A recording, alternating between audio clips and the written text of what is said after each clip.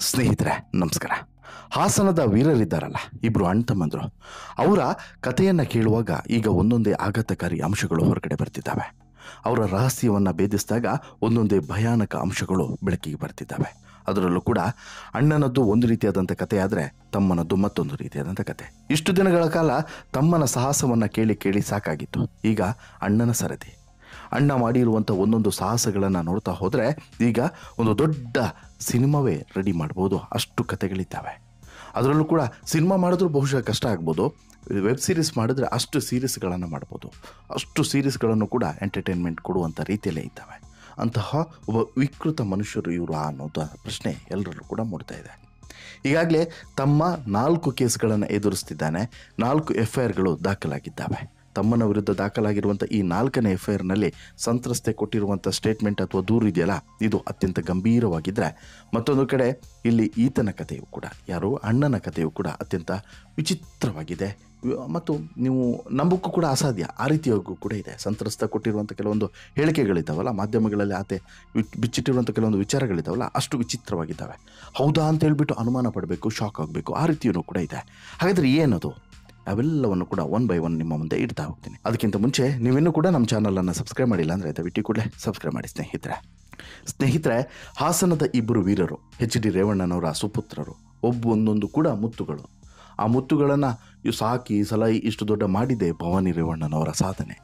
ಅಂತಹ ಮುತ್ತುಗಳನ್ನು ಇವತ್ತು ಜನರ ಸೇವೆಗಾಗಿ ಬಿಟ್ಟಿದ್ದಾರೆ. ಆದರೆ ಇವರು ಜನರನ್ನು ತಮ್ಮ ಸೇವೆಗೆ ಬಳಸಿಕೊಳ್ತಾ ಇದ್ದಾರೆ. ಅದು ಬೇರೆ ರೀತಿಯಾದಂಥ ಸೇವೆಯನ್ನು, ರಾತ್ರಿ ಸೇವೆಯನ್ನು, ಹಗಲು ಸೇವೆಯನ್ನು ಮತ್ತು ತಮ್ಮ ಕಾಮದ ಸೇವೆಯನ್ನು ಮಾಡಿಸ್ಕೊಳ್ತಿದ್ದಾರೆ ಅನ್ನೋದು ಈಗ ಬಟಾಬಯಲಾಗ್ತಿದೆ.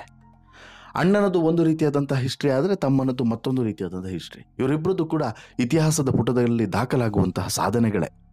ಈಗಾಗಲೇ ಪ್ರಜ್ವಲ್ ರೇವಣ್ಣ ಅರೆಸ್ಟ್ ಆಗಿ ಸಾಕಷ್ಟು ದಿನಗಳೇ ಕಳೀತು. ಜೈಲು ವಾಸವನ್ನು ಅನುಭವಿಸ್ತಿದ್ದಾರೆ. ಮತ್ತೊಂದು ಕಡೆ ಕಸ್ಟಡಿ ನಿರಂತರವಾಗಿ ತೆಗೆದುಕೊಳ್ಳೋದು, ರುಬ್ಬೋದು ಮತ್ತು ವಾಪಸ್ ಜೈಲಿಗೆ ಕಳಿಸೋದು, ಈ ಕೆಲಸವನ್ನು SIT ಮಾಡ್ತಿದೆ.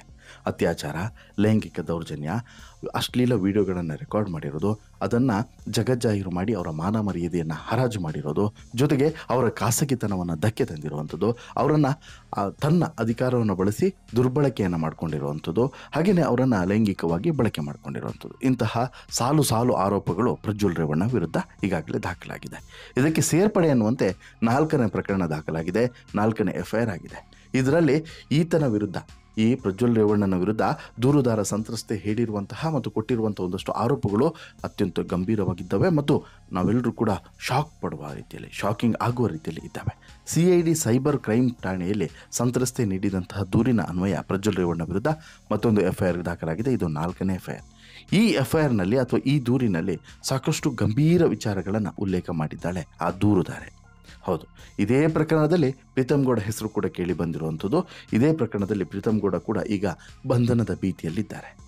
ಸಂತ್ರಸ್ತೆ ನೀಡಿರುವಂಥ ದೂರಿನಲ್ಲಿ ಮಗನ ಶಾಲೆ ವಿಚಾರಕ್ಕೆ ಭೇಟಿಯನ್ನು ಮಾಡಿದ್ದೆ. ಯಾರನ್ನ? ಪ್ರಜ್ವಲ್ ರೇವಣ್ಣನನ್ನು. ಈ ಭೇಟಿಯ ವೇಳೆ ಮೊಬೈಲ್ ಫೋನ್ ನಂಬರ್ ಪಡೆದಿದ್ದಂತಹ ಪ್ರಜ್ವಲ್ ನನಗೆ ವಿಡಿಯೋ ಕಾಲ್ ಮಾಡಿ ದಿನನಿತ್ಯ ಮಾತನಾಡ್ತಾ ಇದ್ದರು. ವಿಡಿಯೋ ಕಾಲ್ ಮಾಡಿ ವಿವಸ್ತ್ರವಾಗುವಂತೆ ಒತ್ತಾಯಿಸಿ ಬೆತ್ತಲಾಗುವಂತೆಯೂ ಕೂಡ ಮಾಡ್ತಾಯಿದ್ರು. ನಾನು ಬೆತ್ತಲಾಗ್ತಾ ಇದ್ದಂಥ ಸಂದರ್ಭದಲ್ಲಿ ಅದನ್ನು ನೋಡ್ತಾ ಅವರು ಹಸ್ತಮೈಥುನವನ್ನು ಮಾಡಿಕೊಳ್ತಾ ಇದ್ರು ಅನ್ನೋದನ್ನು ಇಲ್ಲಿ ಈ ದೂರುದಾರ ಸಂತ್ರಸ್ತೆ ಹೇಳ್ತಾರೆ. ಅಂದರೆ ಇಲ್ಲಿ ಸಿಂಪಲಾಗಿ ನಿಮಗೆ ಹೇಳಬೇಕು ಅಂತ ಹೇಳಿದ್ರೆ, ಈಕೆ ಮಗನ ಶಾಲೆ ವಿಚಾರವಾಗಿ, ಅಂದರೆ ಮೇ ಬಿ ಅಡ್ಮಿಷನ್ ಏನೋ ಇರ್ಬೋದು, ಈ ವಿಚಾರವಾಗಿ ಹೋಗಿರ್ತಾರೆ. ಆ ಸಂದರ್ಭದಲ್ಲಿ ಈಕೆಯನ್ನು ನೋಡಿದಂತಹ ಪ್ರಜ್ವಲ್ ರೇವಣ್ಣನಿಗೆ ಆತನ ನರ ಆ್ಯಕ್ಟಿವ್ ಆಗುತ್ತೆ, ಆತನ 6th ಸೆನ್ಸ್ ಕೆಲಸ ಮಾಡೋದಕ್ಕೆ ಶುರು ಮಾಡುತ್ತೆ. ಈಕೆಯನ್ನು ನಾನು ಈ ರೀತಿಯಾಗಿ ಬಳಕೆ ಮಾಡ್ಕೊಳ್ಬಹುದು ಅನ್ನೋದು ಅರಿವಾಗುತ್ತೆ ಅನ್ನೋ ಗೊತ್ತಿಲ್ಲ. ಇದನ್ನು ಒಂದು ದಾಳವಾಗಿ ಬಳಕೆ ಮಾಡಿಕೊಂಡಂಥ ಪ್ರಜ್ವಲ್ ರೇವಣ್ಣ ಆರಂಭದಲ್ಲಿ ನಂಬರ್ ತೆಗೆದುಕೊಳ್ತಾರೆ, ಆರಂಭದಲ್ಲಿ ಸಹಜವಾಗಿ ಮಾತನಾಡ್ತಾರೆ, ನಂತರ ಸ್ವಲ್ಪ ಹತ್ತಿರ ಆಗ್ತಾ ಇಲ್ಲಿವರೆಗೆ ಬಂದು ನಿಲ್ಲುತ್ತೆ. ನಾರ್ಮಲ್ ಕಾಲಿಂದ ವಿಡಿಯೋ ಕಾಲ್ ಆಗುತ್ತೆ, ವಿಡಿಯೋ ಕಾಲಿಂದ ಬಟ್ಟೆ ವಿವಸ್ತ್ರಗೊಳಿಸುವವರೆಗೂ ಕೂಡ ಆಗುತ್ತೆ, ನಂತರ ಅದನ್ನು ವಿಡಿಯೋ ಮಾಡಿಕೊಳ್ಳೋದು ಕೂಡ ಆಗುತ್ತೆ. ತನ್ನ ಒಂದು ತೃಷೆಯನ್ನು ತೀರಿಸಿಕೊಳ್ಳಿಸುವಂಥ ಕೆಲಸವನ್ನು ಕೂಡ ಈತ ಮಾಡ್ತಾ ಹೋಗ್ತಾನೆ. ವಿವಸ್ತ್ರವಾಗುವಾಗ ಒಪ್ಪದಿದ್ದಾಗ ವಿಡಿಯೋ ಸೇವ್ ಮಾಡಿಕೊಂಡಿರೋದಾಗಿಯೂ ಕೂಡ ಹೆದರಿಸ್ತಿದ್ದಂತೆ. ಅಷ್ಟು ಮಾತ್ರ ಅಲ್ಲ, ಅದನ್ನು ವೈರಲ್ ಮಾಡೋದಾಗಿಯೂ ಕೂಡ ಬೆದರಿಕೆ ಹಾಕಿದ್ದಂತೆ. ಈ ದೂರಿನಲ್ಲಿ ಈ ಮಹಿಳೆ ಈ ಎಲ್ಲ ವಿಚಾರಗಳನ್ನು ಕೂಡ ಉಲ್ಲೇಖಿದ್ದಾರೆ. ನಂತರ ಏಕಾಏಕಿ ಸಾಮಾಜಿಕ ಜಾಲತಾಣಗಳಲ್ಲಿ ಈ ಫೋಟೋಸ್ಗಳು, ವಿಡಿಯೋಸ್ಗಳು ವೈರಲ್ ಆಗಿರೋದು ಈಕೆಯ ಗಮನಕ್ಕೆ ಬರುತ್ತಂತೆ. ಆಗ ಪ್ರಜ್ವಲ್ನನ್ನು ಸಂಪರ್ಕ ಮಾಡ್ತಾರಂತೆ. ಆಗ ಹೇಳ್ತಾರಂತೆ, ನಾನು ಸ್ಟೇ ತಂದಿದ್ದೇನೆ, ಡೋಂಟ್ ವರಿ, ಏನೂ ಕೂಡ ಆಗೋದಿಲ್ಲ ಅಂತೇಳಿ ಹೇಳ್ತಾರಂತೆ. ಅಷ್ಟು ಹೇಳಿ ನಂತರ ಮತ್ತೆ ತನ್ನ ಕಪಿ ಚೇಷ್ಟೆಯನ್ನು ಮುಂದುವರಿಸ್ತಾರೆ. ಎರಡನೇ ಬಾರಿ ಮತ್ತೆ ಫೋಟೋ ವೈರಲ್ ಆದಾಗ ಸಂತ್ರಸ್ತೆ ದೂರನ್ನು ಕೊಡೋದಕ್ಕೆ ಮುಂದಾಗ್ತಾಳೆ. ಆ ಸಂದರ್ಭದಲ್ಲೂ ಕೂಡ ಈಕೆ ಸ್ವಲ್ಪ ಹಿಂಜರಿಕೆಯನ್ನು ಮಾಡ್ತಾಳೆ. ಯಾಕೆ ಸುಮ್ಮನೆ ಸಾಯಲಿ, ಇಷ್ಟಕ್ಕೆ ಮುಗಿದು ಬಿಡಲಿ ಅಂತೇಳಿ. ಆದರೆ ಈಗ ಈಕೆಗೆ ರಿಯಲೈಸ್ ಆಗುತ್ತೆ, ಇಂಥವ್ರನ್ನು ನಾನು ಹೀಗೆ ಬಿಟ್ಟರೆ ಇಲ್ಲಿ ತಪ್ಪು ಮಾಡ್ದಂಗೆ ಆಗುತ್ತೆ. ಅಷ್ಟು ಮಾತ್ರವಲ್ಲ, ಇವತ್ತಿಗೆ ಒಳ್ಳೆ ರೀತಿಯಲ್ಲಿ ಶಿಕ್ಷೆಗಳು ಅಂದರೆ ಈಕೆಗೆ ನಂಬಿಕೆ ಇರಲಿಲ್ಲ. ಕಾನೂನು ಇಷ್ಟು ಸೀರಿಯಸ್ ಆಗಿ ತೆಗೆದುಕೊಳ್ಳುತ್ತೆ, ಸರ್ಕಾರವು ಕೂಡ ಇಷ್ಟು ಸೀರಿಯಸ್ ಆಗಿ ತೆಗೆದುಕೊಳ್ತಾರೆ, SIT ಅವರು ಇಷ್ಟು ಕಠಿಣ ಶಿಕ್ಷೆಯನ್ನು ಆತನಿಗೆ ವಿಧಿಸ್ತಾರೆ ಅಂತ ಹೇಳಿಬಿಟ್ಟು ಆಕೆ ಅಂದ್ಕೊಂಡಿರಲಿಲ್ಲ ಅಂತೆ. ಆಮೇಲೆ ಸಹಜವಾಗಿ ಅಲ್ವಾ, VIP ಪರ್ಸನ್ಗಳು ನಾಳೆ ಏನೋ ತೊಂದರೆ ಆಗುತ್ತೆ, ಇನ್ನೊಂದು ಮತ್ತೊಂದು ಭಯ ಇರುತ್ತಲ್ವ. ಆದರೆ ಈಗ ಈಕೆಗೊಂದು ನಂಬಿಕೆ ಬಂದಿದೆ ನಮ್ಮ ಕಾನೂನು ವ್ಯವಸ್ಥೆಯ ಮೇಲೆ ಮತ್ತು ಈ ತನಿಖೆಯ ಬಗ್ಗೆ ಒಂದು ನಂಬಿಕೆ ಬಂದಿದೆ. ಹೀಗಾಗಿ ಈಗ ಮುಂದೆ ಬಂದು ದೂರನ್ನು ಕೊಟ್ಟಿದ್ದಾಳೆ. ಇದೇ ದೂರಿನಲ್ಲಿ ಕೆಲವು ಫೋಟೋಗಳು ಕಿರಣ್ ಶರತ್, ಮಾಜಿ ಶಾಸಕ ಪ್ರೀತಮ್ ಗೌಡ ವೈರಲ್ ಮಾಡಿರುವಂತಹ ಆರೋಪವನ್ನು ಕೂಡ ಹೊರಿಸಿದ್ದಾಳೆ. ಈ ಹಿನ್ನೆಲೆಯಲ್ಲಿ 4 ಮೇಲೂ ಕೂಡ ದೂರನ್ನು ನೀಡಿದ್ದಾಳೆ ಈ ಮಹಿಳೆ.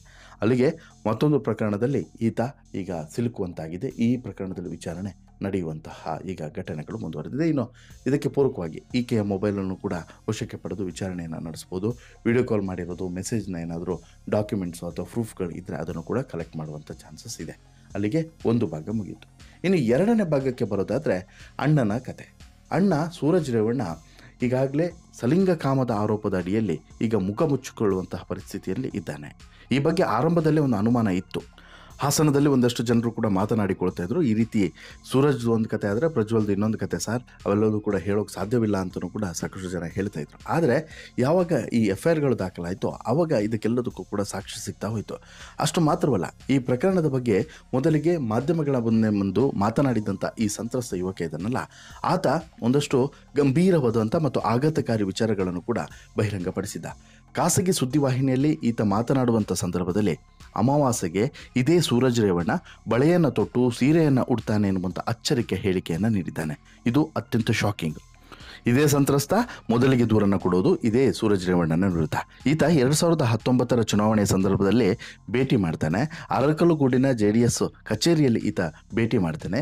ಈ ಸಂದರ್ಭದಲ್ಲಿ ಚೆನ್ನಾಗಿ ಮಾತನಾಡ್ತೇ ಕಣ ಅಂತ ಹೇಳಿಬಿಟ್ಟು ಇವನ ಹೊಗಳಿ ನಂಬರನ್ನು ಕೂಡ ಇಸ್ಕೊಂಡಿದ್ರಂತೆ. ನಂತರ ಇವರ ವಿಸಿಟಿಂಗ್ ಕಾರ್ಡನ್ನು ಕೊಡ್ತಾರೆ. ಯಾರ್ದು ಸೂರಜ್ ರೇವಣ್ಣನ ವಿಸಿಟಿಂಗ್ ಕಾರ್ಡನ್ನು ಕೊಟ್ಟು ನನ್ನ ಜೊತೆಗೆ ಮಾತನಾಡು, ಕಾಲ್ ಮಾಡಿ ಮಾತನಾಡು ಅಂತಲೂ ಕೂಡ ಹೇಳ್ತಾರಂತೆ. ನಿನ್ನ ಜೊತೆಗೆ ನಾನು ಮಾತನಾಡಬೇಕು, ಕಾಲ್ ಮಾಡು ಅಂತ ಹೇಳ್ಬಿಟ್ಟು ನಂಬರನ್ನು ಕೊಟ್ಟು ಹೇಳಿ ಹೋಗ್ತಾರಂತೆ, ಬೆಂತಟ್ಟಿ ಹೋಗ್ತಾರೆ. ಅವತ್ತಿಗೆ ಇವನಿಗೇನೂ ಕೂಡ ಗೊತ್ತಾಗಿರೋದಿಲ್ಲ. ಇನ್ನು ಸೂರಜ್ ರೇವಣ್ಣ 2 ಥರ, ಸಾರ್ವಜನಿಕ ಜೀವನದಲ್ಲಿ ಒಂಥರ ಇರ್ತಾನೆ, ತನ್ನ ವೈಯಕ್ತಿಕ ಜೀವನದಲ್ಲಿ ಒಂಥರ ಇರ್ತಾನೆ ಅನ್ನೋದು ಇಲ್ಲಿ ಸಂತ್ರಸ್ತ ಅವತ್ತು ಹೇಳಿದಂಥ ಮಾತು. 4 ವರ್ಷದಿಂದ ಈ ನಿರಂತರವಾದಂಥ ದೌರ್ಜನ್ಯ ಇವನ ಮೇಲೆ ನಡೀತಾ ಇತ್ತಂತೆ. ಈ ಸಂದರ್ಭದಲ್ಲಿ ಈತ ಅಮಾವಾಸ್ಯೆ ದಿನ, ಯಾರು ಸೂರಜ್ ರೇವಣ್ಣ ಅಮಾವಾಸ್ಯೆ ದಿನ ಈ ರೀತಿ ವಿಚಿತ್ರವಾಗಿ ಬದಲಾಗ್ತಾ ಇದ್ದಂತೆ. ಯಾಕೆ ಏನು ಅನ್ನೋದು ಇವ್ರು ಯಾರಿಗೂ ಕೂಡ ಗೊತ್ತಿಲ್ಲ. ಅಮಾವಾಸ್ಯೆಗೆ ಬಳೆ ತೊಟ್ಟು ಸೀರೆಯನ್ನು ಉಡ್ತಿದ್ದ ಈತ ಅನ್ನೋದು ಕೂಡ ಇಲ್ಲಿ ಈತ ಹೊರಿಸಿರುವಂಥ ಆರೋಪ. ಇದು ಸತ್ಯನೋ ಸುಳ್ಳೋ ಆತನಿಗೂ, ಈ ಸಂತ್ರಸ್ತ ಯುವಕನಿಗೂ ಮತ್ತು ಸೂರಜ್ ರೇವಣ್ಣನಿಗೆ ಬಿಟ್ಟರೆ ಬೇರೆ ಯಾರಿಗೂ ಕೂಡ ಗೊತ್ತಿಲ್ಲ. ಪೊಲೀಸರು ಈ ಬಗ್ಗೆ ಏನಾದರೂ ತನಿಖೆ ಮಾಡೋದಿದ್ರೂ ಕೂಡ ಅದಕ್ಕೆ ಎಳೆಯಾಗಿ ಬೇರೆ ಏನಾದರೂ ಸಮಸ್ಯೆ ಇದೆಯಾ ಅಥವಾ ಮಾನಸಿಕವಾಗಿ ಏನಾದರೂ ಈತ ಈ ರೀತಿಯಾದಂತಹ ಒಂದು ರೀತಿ ಬೇರೆ ಏನಾದರೂ ವಿಚಿತ್ರವಾದಂಥ ಕಾಯಿಲೆಗೆ ಒಳಗಾಗಿದ್ನೋ ಅಥವಾ ಬೇರೆ ಏನಾದರೂ ಸಮಸ್ಯೆ ಇದೆಯೋ ಅನ್ನೋದನ್ನು ಪತ್ತೆ ಹಚ್ಚಬೇಕಾಗುತ್ತೆ. ಬಟ್ ಈ ರೀತಿಯಾದಂಥ ಬದಲಾವಣೆಗಳನ್ನು, ಆಮೇಲೆ ಸಹಜವಾಗಿ ಈ ಸಲಿಂಗಕಾಮ ಅನ್ನೋದಿದೆಯಲ್ಲ, ಇದೊಂದು ಮಾನಸಿಕ ಸ್ಥಿಮಿತವನ್ನು ಕಳೆದುಕೊಂಡವರು ಮಾಡುವಂತಹ ಒಂದು ಘಟನೆ ಅಥವಾ ಅದೊಂದು ಸೈಕಾಲಜಿಕಲ್ಲಿ ಫ್ಯಾಕ್ಟರ್ ಅದು. ಯಾಕಂತ ಹೇಳಿದ್ರೆ ಸಾಮಾನ್ಯವಾಗಿ ಎಲ್ರಿಗೂ ಕೂಡ ಆ ರೀತಿಯಾದಂಥ ಭಾವನೆ ಬರೋದಿಲ್ಲ, ಕೆಲವರಿಗೆ ಮಾತ್ರ ಭಾವನೆ ಬರುತ್ತೆ ಅಂತ ಹೇಳಿದರೆ ಅದು ಸೈಕಾಲಜಿಕಲ್ ಫ್ಯಾಕ್ಟ್ರು. ಸೊ ದಟ್ ಅದು ಕೂಡ ಮಾನಸಿಕವಾಗಿಯೂ ಕೂಡ ಈತನನ್ನು ಒಂದಷ್ಟು ಈ ಅಬ್ಸರ್ವೇಷನ್ಗೆ ಒಳಪಡಿಸುವಂಥ ಅವಶ್ಯಕತೆ ಇದೆ ಅಂತೇಳಿ ಅನಿಸುತ್ತೆ ಇದನ್ನು ಗಮನಿಸಿದಾಗ. ಹಾಗೆಯೇ ಅಮಾವಾಸ್ಯೆ ದಿನ ಮಾತ್ರ ಈತ ಯಾಕೆ ಹೀಗಿರ್ತಾನೆ, ಆಮೇಲೆ ಹುಡುಗರನ್ನು ನೋಡಿದಾಗ ಯಾಕೆ ಈತನಿಗೆ ಈ ವ್ಯಾಮೋಹ ಬರುತ್ತೆ ಅನ್ನೋದ್ರ ಬಗ್ಗೆಯೂ ಕೂಡ ಇನ್ನಷ್ಟೇ ವೈದ್ಯಾಧಿಕಾರಿಗಳ ಮೂಲಕ ವೈದ್ಯಕೀಯ ಪರೀಕ್ಷೆಯನ್ನು ಮಾಡಿಸಿ ಪೊಲೀಸರು ಈ ವಿಚಾರವನ್ನು ಕೂಡ ಹೊರಗಡೆ ತಂದರೆ ಸಮಾಜಕ್ಕೂ ಕೂಡ ಒಂದು ಮೆಸೇಜ್ ರವಾನೆ ಆದಂತಾಗುತ್ತೆ ಮತ್ತು ಇವ್ರ ಬಗ್ಗೆ ಇರುವಂತಹ ಈ ಡೌಟ್ಸ್ಗಳು, ಅನುಮಾನಗಳು ಮತ್ತು ಆರೋಪ ಪ್ರತ್ಯಾರೋಪ ಇವೆಲ್ಲದೂ ಕೂಡ ಹೊರಗಡೆ ಬಂದಂತೆಯೂ ಕೂಡ ಆಗುತ್ತೆ. ಒಟ್ಟಿನಲ್ಲಿ ಈ ಸೂರಜ್ ರೇವಣ್ಣ ಮತ್ತು ಪ್ರಜ್ವಲ್ ರೇವಣ್ಣ ಇವರಿಬ್ಬರ ಸಾಧನೆಗಳನ್ನು ನೋಡ್ತಾ ಹೋದಾಗ ಆಘಾತಕಾರಿ ಅನಿಸ್ತದೆ.